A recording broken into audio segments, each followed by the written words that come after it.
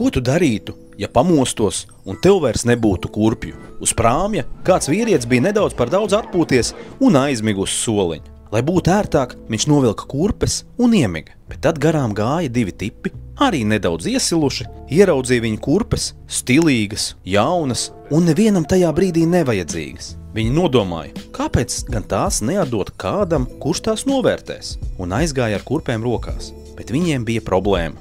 Viņus redzēju es nekavējoties devos pie abiem zagļiem un pieprasīju atdot kurpes atpakaļ, bet viņi, protams, tēloja, ka neko nezina. Mēs? Zagām? Nē, tās jau tāpat te mētājās. Es mēģināju situāciju atrisināt mierīgi, bet abi vīrieši kļuva agresīvi un sāka pretoties. Tāpēc nācās viņus aizturēt, lai nepieļautu vēl lielākas problēmas. Galu galā kurpes atgriezās pie to īpašnieka, kurš vēl joprojām saldi gulēja. Viņu pamodināja un pavadīja atpakaļ uz kajīti. Apsargs vienmēr ir modrs un parūpēsies, lai būtu miers un taisnīgums.